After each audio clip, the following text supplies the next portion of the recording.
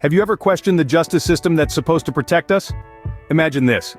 You're Stephen Avery, a man from Manitowoc County, Wisconsin, who was wrongfully convicted for a crime he didn't commit. After serving 18 long years, you're finally released, only to find yourself accused of another crime. The brutal murder of Teresa Halbach. But that's not all. There's another twist to this tale. Brendan Dassey, Avery's nephew, also becomes entwined in this intricate web of mystery and intrigue. Is he merely an innocent bystander caught in the crossfire, or is there more to his involvement than meets the eye? This isn't a simple case of whodunit, it's a labyrinth of unanswered questions, questionable evidence, and dubious confessions. It's a journey into the heart of a justice system that's as fallible as the humans who operate it. This isn't just a story, it's a real-life mystery that unfolds right before our eyes. Imagine spending 18 years in prison for a crime you didn't commit. This was the harsh reality for Stephen Avery, a man who found himself wrongfully convicted in 1985. For over a decade and a half, Avery languished in a cell, a victim of a gross miscarriage of justice. But Avery wasn't one to give up. He fought tooth and nail, refusing to let his spirit be broken by the iron bars that kept him from freedom. His conviction was a product of mistaken identity. A woman named Penny Bernstein had been brutally assaulted, and she identified Avery as her attacker.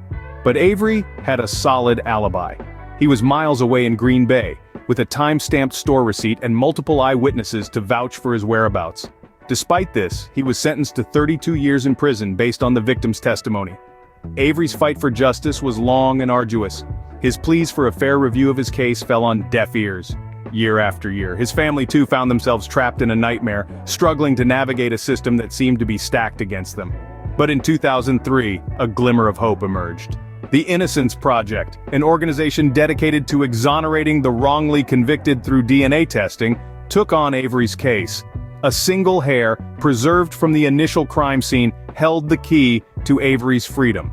DNA testing, a technological marvel that was not available at the time of Avery's trial, proved that the hair did not belong to him. After 18 long years, Stephen Avery was freed, his innocence proven beyond a shadow of a doubt. He walked out of prison into a world that had moved on without him, bearing the heavy weight of lost years and a tarnished reputation. But Avery was determined to make the most of his newfound freedom. He began rebuilding his life, one piece at a time, relishing the simple pleasures that had been denied to him for so long. Just when life seemed to be regaining some normalcy, another shocking event would soon unfold. A young woman's life tragically cut short. That's where we begin with Teresa Halbach, a vibrant 25-year-old photographer with an infectious smile and a zest for life. A Wisconsin native, Teresa was known for her love of travel and her passion for photography, a talent she had turned into a successful career. In 2005, her path crossed with Stephen Avery's. She was commissioned by Auto Trader magazine for a routine assignment to photograph vehicles for sale, one of which was at Avery's Auto Salvage. Little did she know this would be her last assignment. Teresa was reported missing on November 3rd, sparking a massive search operation. After several days of searching, investigators made a grisly discovery. Teresa's remains were found on Avery's property, a chilling revelation that sent shockwaves through the community. The discovery was nothing short of horrifying.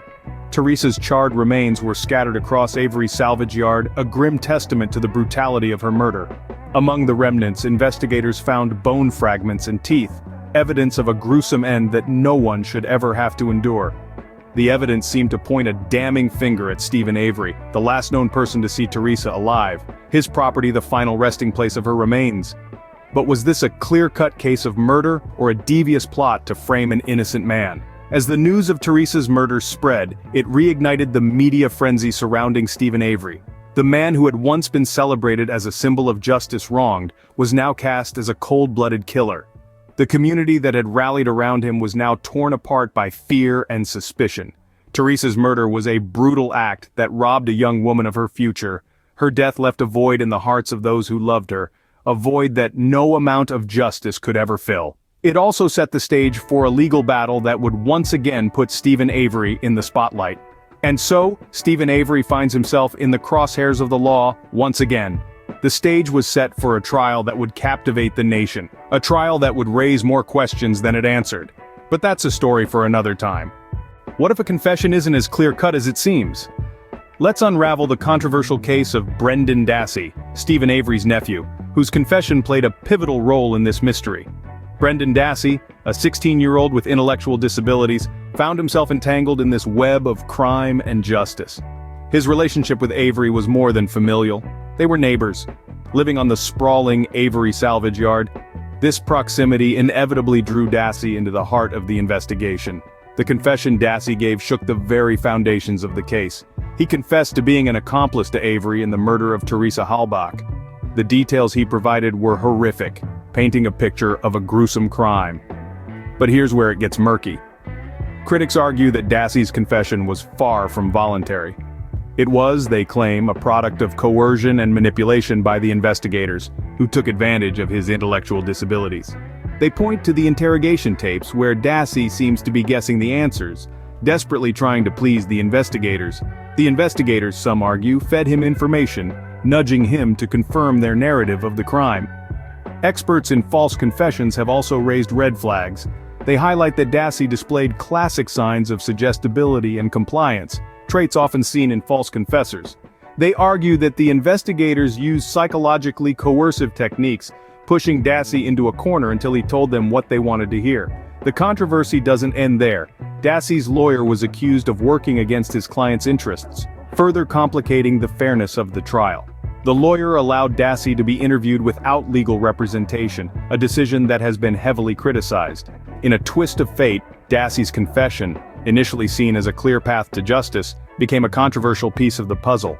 It raised questions about the integrity of the investigative process and the treatment of vulnerable individuals within the justice system.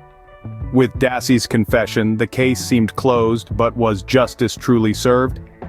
This question continues to haunt the minds of many, casting a long shadow over the mystery of Teresa Halbach's murder. But what if there's more to the story than meets the eye? When we delve into the intricacies of the Stephen Avery and Brendan Dassey case, a multitude of controversies and unanswered questions bubble to the surface, casting a shadow over the already murky waters of this mystery. One of the most glaring issues revolves around the claims of planted evidence. The key to Teresa Halbach's vehicle, discovered in Avery's bedroom, is a prime example. Critics argue that the key, found after numerous searches by law enforcement, appeared too conveniently and only contained Avery's DNA, not Halbach's.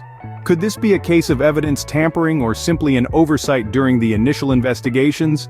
Then there's the issue of potential conflicts of interest. The Manitowoc County Sheriff's Department was heavily involved in the investigation, despite Avery's pending lawsuit against them for his wrongful conviction in a previous case. This raises questions about the impartiality of the investigators and whether their involvement could have influenced the findings.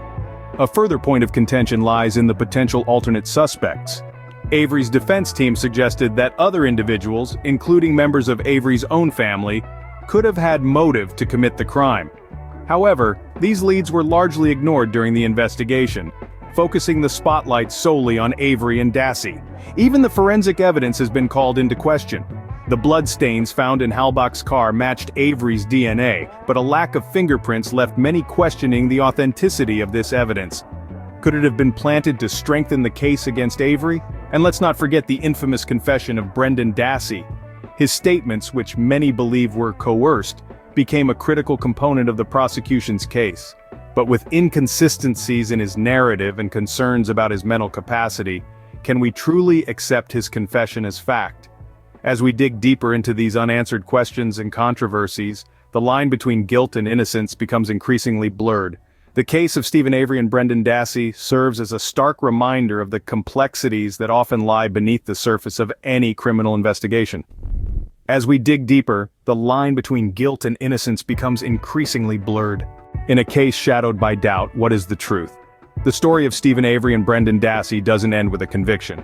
Instead, it continues a never-ending mystery.